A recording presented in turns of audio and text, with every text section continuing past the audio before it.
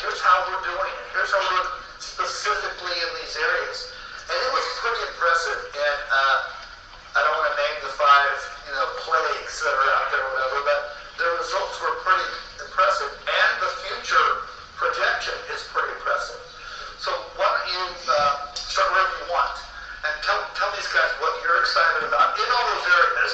Maybe you can. Yeah, well, I just wanted to ask one question and sit down. So, but why don't you give us an idea of what was showing, what you're most excited about? So, this industry has been great. We love this industry. We've grown up in this industry, many of us, and I said this yesterday, the asset being the salesperson.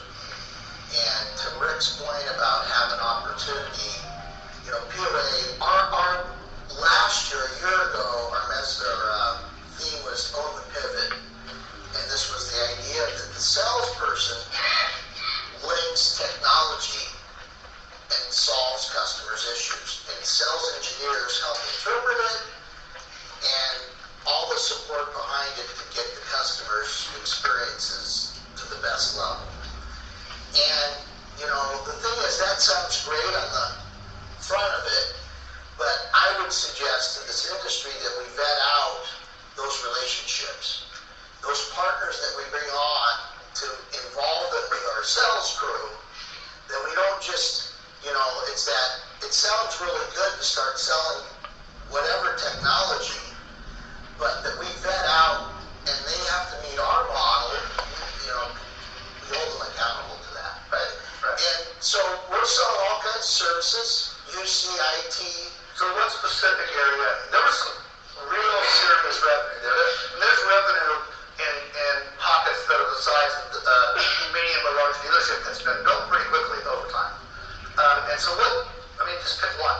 Pick one that you're... Well, again, I want to point out one other thing. And no, here's what I said. Oh, sorry. I never do that. It's just very weird that he's not asking me for an order. I'm still a consultant from somebody over here to find. Patrick, never mind. It's okay. Side note, NPS, we had our highest revenue in aftermarket NPS and fleet. And so I say that with, you can get into where color and print and A3 is still down, and of course it's an issue.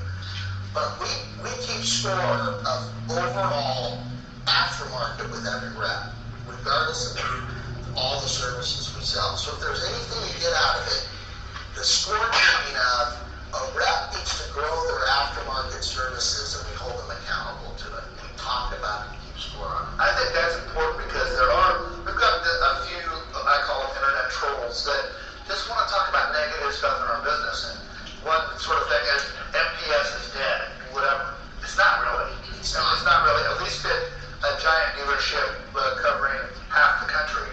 We'll ask in a second. We'll let these guys add to that. So I'll just add to it. We want to be like his IT business. We'll work there. We have what we call the 30 billion. We made a song about it. It's the $30 billion opportunity.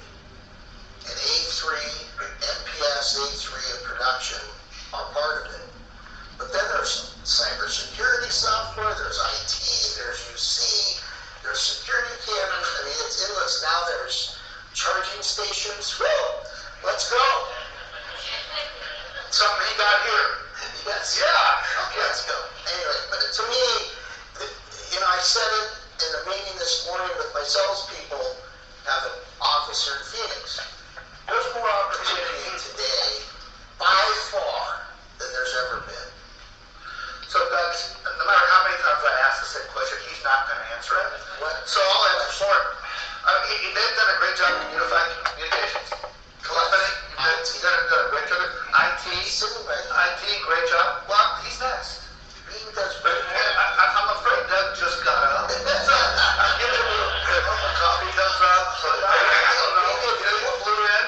I'm transparent. We did $41 million in IT and UC, basically. Yeah. And so your business is somewhat larger than that in that piece. And what percentage of your business is IT compared to traditional, if you don't want to blurt out numbers, what percentage of the business is 45% is IT. IT? We put everything under the IT umbrella. That's hosted voice, anything of our security practice, all of our IT infrastructure. So out of that, 45%, it's almost a couple $100 million. And about half of that is MRR, managed recurring revenue. So it's that's a great space to be in. It's really changed. It's a business that was there long before I got there, but I think one of the challenges we have with both sides of the house is that the biggest customers you have are the ones that you already have. In essence, you have a huge one that you can sell to, and it seems very easy to cross-sell.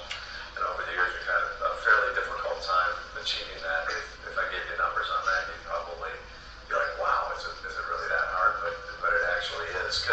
But the good thing, I just want to build upon what Doug said with the client.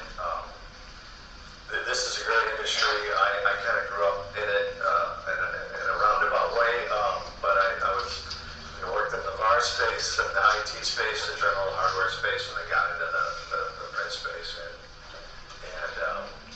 the annuity of this business, especially coming to Marco, is well beyond just the print space, because your clients are looking for all these other things that you wouldn't even realize.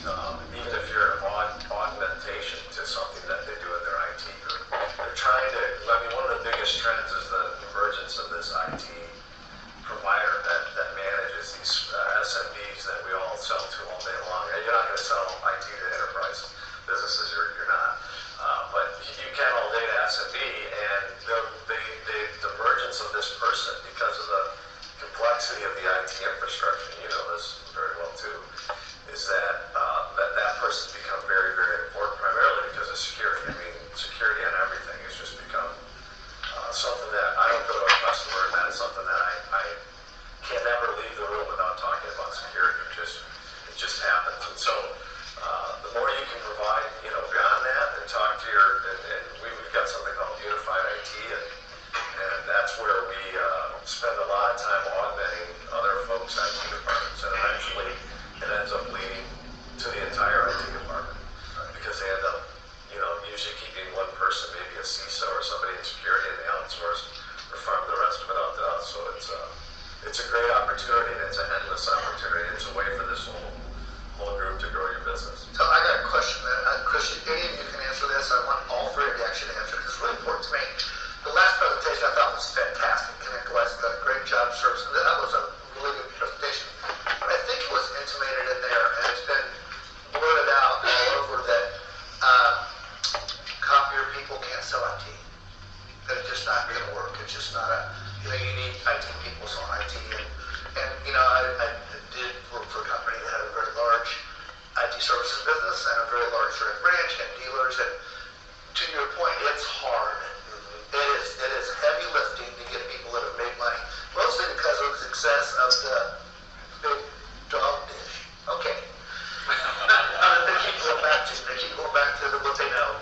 Can your people, and anybody can take this, and Chris, you two have different size, can MFP people be trained to participate in the IT sale if you have a big business that way?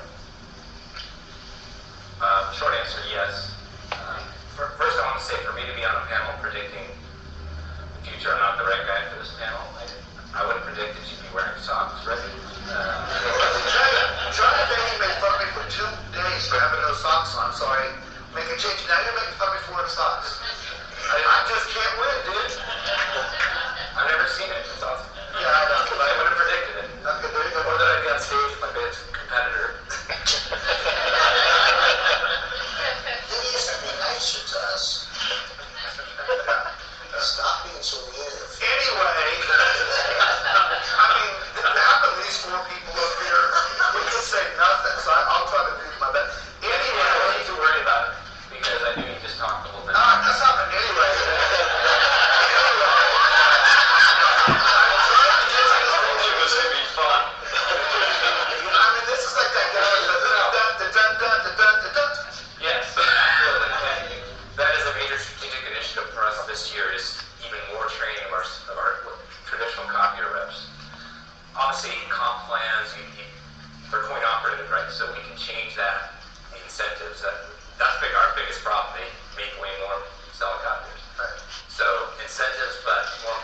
training, what are our offerings, what's the value proposition, and how do you sell what we do in IT services. Incessantly just train. It's a big initiative. But we're having success with it. They're doing a great job selling it. Now that goes against the grain of what you hear out there. Like, what do you do? Please, so I think you answer that. So this one for us is, we call our sales reps relationship sales reps. They're the director. The sales engineers, whether they're UC, IT, software, we have an expert. We have either from the manufacturers that will support us or our employees. And so we'll start the show. We have to teach them enough to find the concept of bringing the group together, the right people from the customer opportunity, the right people from all the people involved to help explain it. But it's our program. And our talk track, it's how many services have you sold into that customer? And so they want to bring in the sales engineer for IT and point of sale, maybe soda copy, or hey, can we talk about your phones right now? And so it's just a coffee. Yeah, you gotta have credibility, but I used to say you teach them like 5 questions they can answer, and on the 6th question they go, see this row over my shoulder? Here comes a smart guy or a woman, right? It's gonna answer question 6 through 26. What do you think about that, Doug? Yeah, we deal with it all the time. I think the legacy print people have a very difficult time moving, because I think they can make just on their base, if they've got a big enough base, they can make several $100,000 just by renewing their base. And so Chris is right. It becomes a comp issue very quickly, and you gotta break that. You don't want to lose those renewals, but the renewals we're one of the things we're moving to as a large organization. This is going to I'll give you some interesting statistics, and you're going to go, holy shit, did you just say that? We had 1,400 customers last year that never got a renewal proposal, that it just expired, and we don't know what happened. Holy shit. So when you get that big, so you get big enough and you don't have the right data set, the right tools, and the right analytics in your business, those types of things can happen. So what we did, that's a little bit off the beaten path. Now we're going to centralize renewals. We're going to try to take the rep a little bit out of that space. We want them to continue that, but we're also getting them, we want them to knock down new business, but more importantly, we want them to cross-sell. We're going to change their comp. We're going to give them a lot more upside to do that. And to what these guys are saying, we're not expecting anybody to be an expert in hosting voice if they've sold print their whole life. They just got to be, as Rick said, they've got to be dangerous enough to walk in and be able to get enough people to listen to them, and then to take it to the next level, we'll bring somebody in to help close that.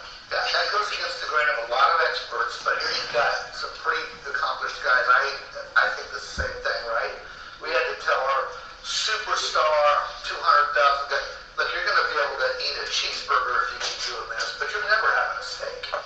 That's like, it's not, if you don't sell the other stuff, you're not going to President's Club, you're not going to be on the top 10 list, you're not going to be anything unless you do something other than renew your copy release. That is kind of the way.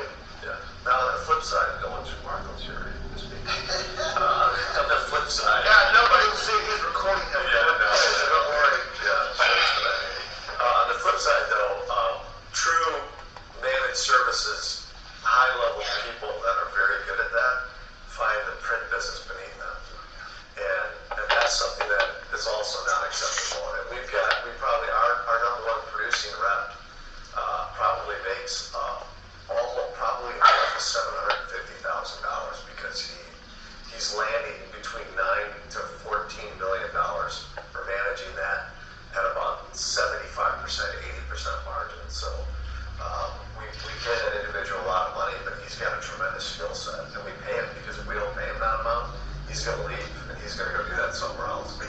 So how long ago did the IT business in Marco's start? I mean, it's been a long time. It came a certain way, but is there a quick story on that? Well, Marco. Because you ran it again. Yeah, 1973 is when the business started in furniture, and then there's no recurring revenue in furniture. So then I think there was a small IT play that they made a acquisition, and then that grew. That was probably in the late 90s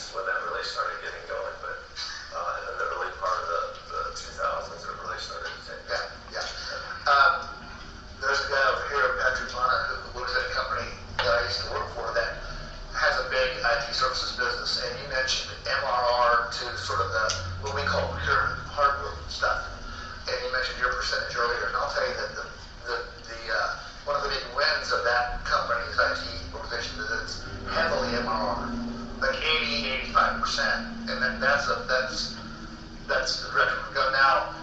Hardware can be more profitable now. So certain pieces of hardware, if you procure it right, can make more money. But I think to drive the recurring revenue, I think is a big goal of that business. You guys think? I was going to say too, our President's Club, all of our incentive trips, you have to have your services now. Tough to get, but you have to. Yeah. I saw the top 10. Most of them were in bathing suits, but yeah. Hey, Chris, what do you think is the challenge? And you're not a small dealer by any stretch of the imagination, in my opinion, but mediums, these guys are giants. Medium-sized dealer competing with larger dealers and maybe branches and whatever. What do you see as the benefit of your company as you broaden your scope? What do you think your sweet spot there?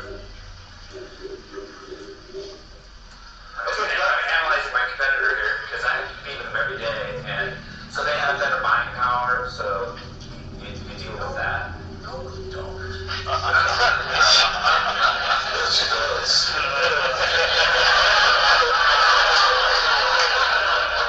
No, he doesn't.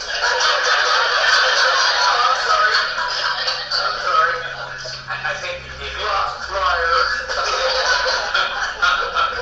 I think the advantage of a small and medium business like mine versus the behemoths is our nimbleness and ability to really be in our local markets, having deep relationships and focusing on our markets. It's a bit of a challenge for a POA or a markup. Just guessing, I know POA. To manage that breadth, 1,000 employees and being nimble in each of the markets and being differentiated for that given market and that local culture. I think there's a bit of an advantage for us that we take that's everything for us is culture, being engaged intimately in our communities, being on boards and chambers and events and being deeply integrated into the community itself is something that we can do and probably is replicated in large organizations, but I think it's a little easier for us in a smaller size. I think it gets a lot harder as you get bigger. As an OEM, most recently, the value of relationships are still there. And there are people who think that's not important, and that's incorrect, in my opinion. If you keep a relationship, and the closer you are, the better probability you have to sell additional solutions in there, from my perspective, I think. Is there anything that you've seen here that you mentioned a product? Is there anything that you have seen here that you particularly, what direction are you guys going to focus maybe going forward? Is there anything here that might change that for you? What I like to see is the various partners working together to create solutions, like bundling and leasing, just making it easy for us to do business with them. Right. So that collaboration amongst those partners, I think, is fantastic. I love seeing it. Not to do a commercial for a product that I'm really supporting, like Ed did yesterday. But, this wallboard company that I'm trying to help out, probably largely say not helping out, creating content to be published and displays all over, is working on a Sharp display that Sharp provided, here to us. So a hardware manufacturer that I'm not doing business with, and a completely software company is working through a product showing a lot of the visuals that you've seen up here. I think that's important too. I think we don't need to create any warfare between OEMs and dealers and OEMs and OEMs and OEMs and software companies, and because that's just not the way the world works. You have to have partners up and downstream, and that leads to my next question. So I think you missed it because you were flying it, but there was a pretty talented group up here that last panel, right? Intel, Microsoft, are you kidding me? And, a point that I wanted to make for this group is, why would they want to be here? Were they just friends of mine? Well, they get up in a bourbon? No, I don't think so. And I've got an opinion, which I'll share last, but what do you see in terms of relationships? You have relationships with very large companies, the largest. What do you think their attraction is to this channel and this channel out here? And why is that exciting for us, do you think? That would be for you, Doug, or anybody. And Doug's. We can only get to two Doug's, two Taylors, easy names here, sort of. Come on now, don't show me. I know it's Microsoft, but we are still in the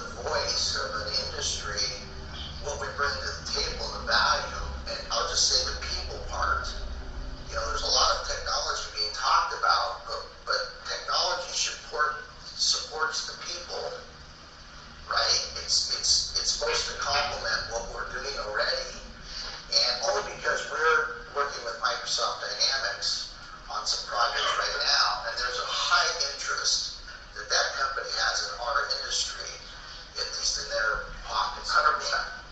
Absolutely. Yeah. I think they want access to the relationships that we have, number one, and they want access to SMB. I think the big challenge is, the companies that the OEMs, especially in this business, and the other folks that participate in this business, financial services, America, on. They understand this channel extraordinarily well. They have grown up in it, but you're either all in this channel or you're all out when you're an OEM, right? I think and there's a huge level of trust, and there's a huge level of having to train and all that stuff. And so we got a great relationship with Microsoft. I mean, the best thing you can do is, if you're a Microsoft partner and you walk in, a Microsoft 365 license, right? We turn those around. I mean, we go against some of our competitors, and we can just say, hey, you can get the same products that they have, that we have the same thing, but we can also sell you, Microsoft 365. You get it all from one source, and then we start adding things on. We call that amplifying. We keep adding things on, and all these things are on different contract cycles. And guess what? When everything's on different contract cycles, right? The retention rate goes to about 99%. And so I think the more diversified and the more level you can get into, that's great. Now, what I will say about some of these folks, I won't name names, but they're trying to dictate, come into the channel, and they're trying to dictate terms because of their size and how you're going to do business with them and margins. And no one in this channel likes to be dictated to what the margins are going to be, as you know. So that's the one. I think that's the one downside to it, is that's the thing you have to deal with as a business owner. You've got to figure out how that works within your structure and everything else. Microsoft and the guys that are getting into this industry have to figure out, they work on such a large basis of customers nationally, across the world, that they want to have control over all their channels because of how vast the channels are, right? And so I think that's the challenge they have, but there's a lot of value out there, and I think, if you're sitting out here thinking, gee, how do I get into it? That's one good way to start. It's an easy way to do it. You're basically reselling some of their services. Azure is another one. I mean, that's another area you get into. Just to plug for ConnectWise, I missed the presentation. A great partner of Marco as well, and somebody if you don't have a relationship with, you need to start one very quickly. Right, they're great. I want to pile on this terms and conditions part. And I said this to Mike Stromolio. I think we as a group, even if it's an endorsement, if it's a guideline, if it's something that says we want these types of terms and conditions that relate to anybody selling in our channel, it's maybe an expectation, if you will. And it starts with the finance companies. So whatever products and services we sell or we resell, we have to make the experience for the customer an easy experience. The add-ons, if you will. We call it added services. So we have a one contract and add services as you go. But what are the lease companies going to do with this? I love the one invoice, Great American. I don't know if we can do business with you at the level, but anyway, I come back to the T's and C's. I love you. Yeah. Well, so But their rates are too high. yes. I want to say this. Bob's in the room. Sometimes we need to hold accountable, and I used Intermedia as an example. Intermedia is a UC company that sells monthly cloud, and they charge monthly. They don't get involved with what we're doing with our client. Whatever number of phones you have hooked up, that's one thing. And over here, you put the phones out, and it's really a easy way to do business. We should have that expectation for all of them. So I'd say the same thing about the T's and C's. Yeah, my experience with the biggest companies is they have not penetrated our sweet spot. SME, they have not penetrated that very well. It costs a lot of money. They're great at enterprise, they're great at consumer. That big sweet spot, by the way, where the biggest part of the economy is sort of owned by the people in this room. And so when the Microsoft guy said, don't be scared, don't be afraid, he's right. And don't be afraid up and down. Don't be afraid of that, and don't get good into they're trying to steal my accounts, they're trying to penetrate the business. And I think they'll come around on, and I hope they do, on ways to do business in the channel, because it's a big channel. And if they don't, they won't be successful. That's just the fact. So the more that Michael is successful in this, the more people will be in that room next time. And as we can explain who comes and who listens, and then business that comes from that, I think the more strength that people will have to say, hey, if you want to come here and be exposed to this type of experience, then you got to do this. This is how you got to do it. And I think there'll be some receptiveness to that. Because everybody needs business right now, right? Just to comment on their interest in our channel, I was really lucky, thanks to John Schweitzer and ConnectWise, to get Michael George to speak to CEA. Michael George, if you don't know, sold Continuum to ConnectWise, and he does not speak anymore in public. It's fantastic. Anyway, he stood up in front of copier dealers and said, "You will win this IT business.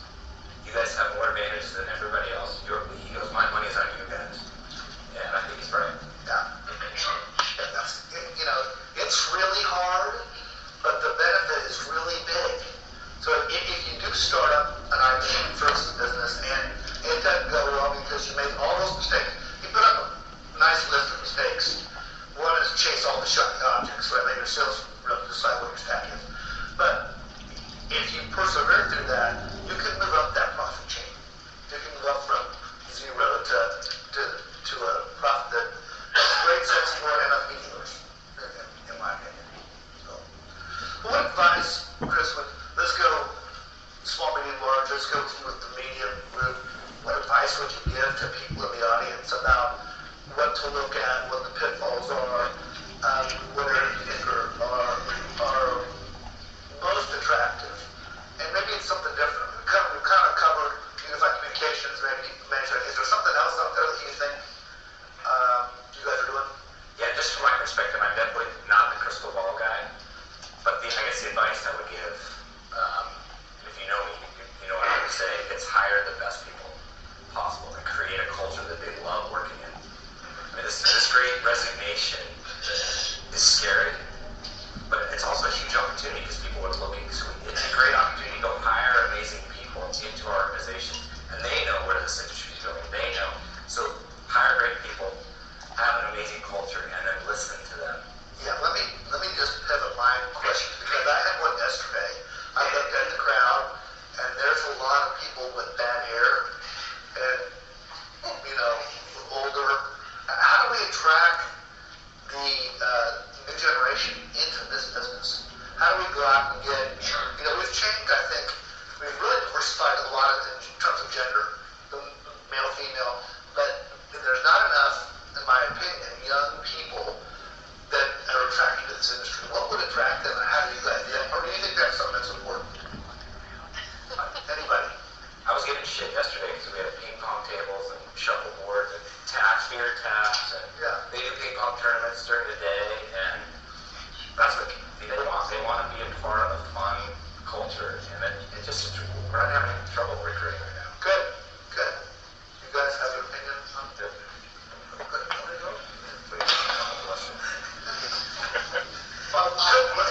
Let's stop you. Come on, you guys. This thing about opportunity, I see it exactly the same way. The opportunity and the change and getting people on board and making the environment a great place. I just, as far as culture goes, culture trumps generation. If you have a great culture, you don't have to worry about the generation. I really believe that. The other thing that I would suggest to this group is, why don't we bring in the younger generation and make them part of us, have an advisory group of younger people that come in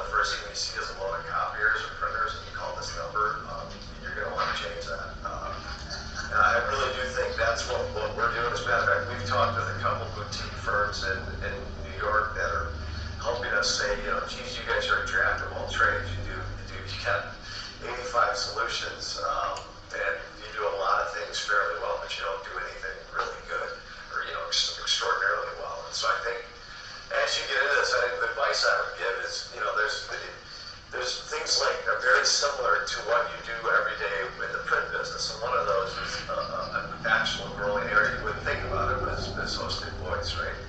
That is a growing area. Now, on-prem voice is a dying area, which is why hosted voice is a growing area, and it's a very, very similar model to the model that we see on the print side. So it's an easy segment to get into. We're a Cisco Gold certified partner in the areas that in our regions, and we're Mitel's largest dealer in the country.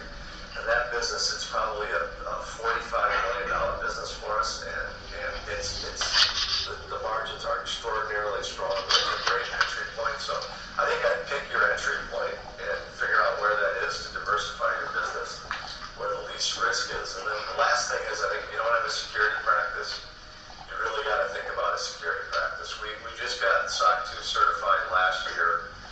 There's a lot of contracts in the world opened up to us when we became SOC 2 certified. I think you guys were that a long time ago. There's only a handful of dealers that I know that are in the country, and we start to do remediation. We outsource all the front end of it, all the detection services. We've got relationships with Perch, but I think security is something that no matter what you offer and what you offer in your services or anything, you're going to have some sort of stance on security if you want to grow your business. These guys can do FDIC audits and HIPAA audits, but you got that level of certification and credibility, it opens up a lot of doors. And I wouldn't discount the ping pong table. For example, I'm just telling you, this, if you're trying to get a generation that will stay for 30 more years, and then the weirdest thing to track them, and we brought in 3 of our best, young engineering guys before I left the company, and said, why did you join, Konica and Ulta? And I used to participate every year in the most ridiculous holiday video. I guess I can't say Christmas video, but they dressed me up, and it was basically an embarrassment because I obviously had no pride whatsoever. And I'm thinking these guys joined us because we have a technology company and all covered and whatever. And all 3 people sort of separately said, we got our mind, we saw that Christmas video, and it looks like a fun place to work. I'm like, out of my mind.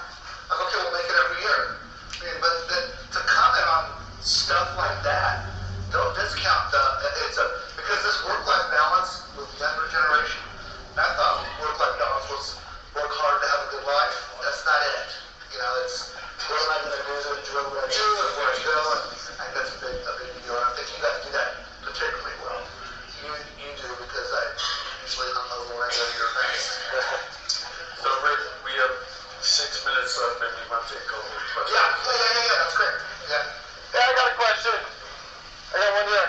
So many of us here are seasoned veterans in the industry, but there's also X amount of us that have many years to go in this industry. And my question to the panel becomes, where do you see our industry in the next 20 to 30 years? Good question. I can't go 1 month. Yeah, if you said 20 minutes, I'm down there. Anybody? No promise? I think the model, this year's a big model change. I think the whole, I don't even want to say the word code, because I'm sure you talked about that. That changed the whole model. I think, you guys probably know this better than I do, Mike, you know this, but I think the CPC model, it used to be flat rate, and then the CPC model came in, so it was another way to drive revenue, and it was another way to change the game. And my usage, it's like, wow, look at this, and now I think it's going back the other way. I think I work for an OEM, so and this is not a shot, but these devices are all the same. They just are. Not one of our customers, we have 30,000 customers, not one of them. There's probably 50 that give a shit what's on the outside of that box, what it says, because they all do, for the most part, the same thing. They're all super reliable. They're all super feature rich. So I don't think that's going to change. And I'm not going to say it's going to use the word commodity.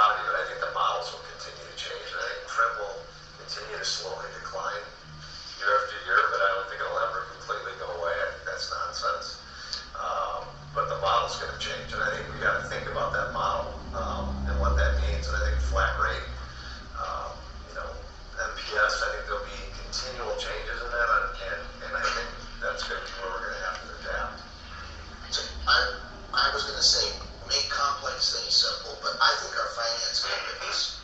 That will also change the way we present. To your point about one rate's the beginning.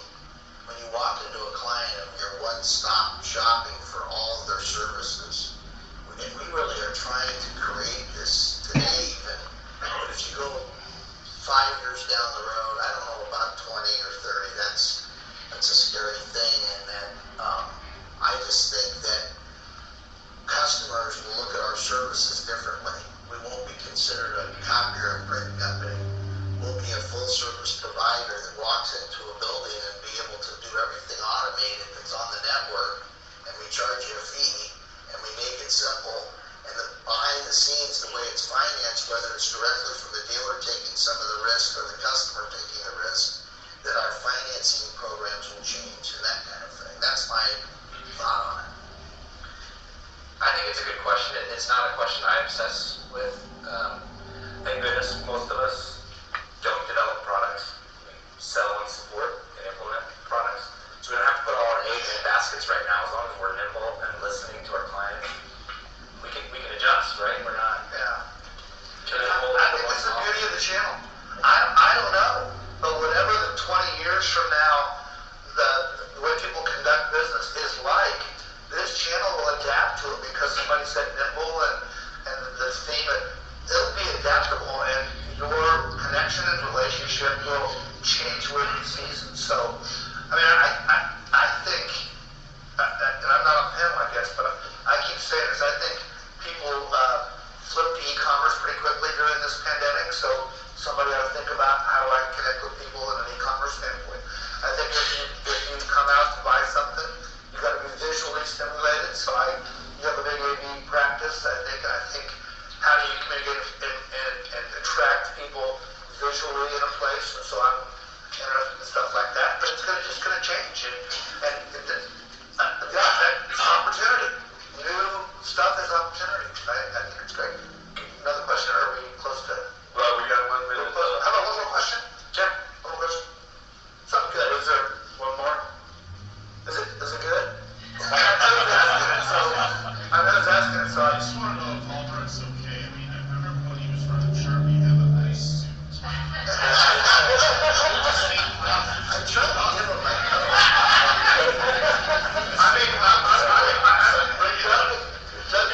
just before I came in, I was, Doug, time to get up, Doug.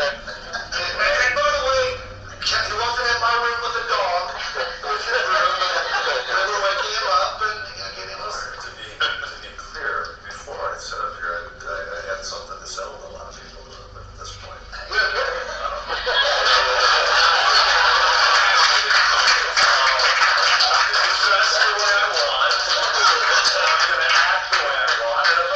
Too much like I did last night. That's my decision. That's my judgment.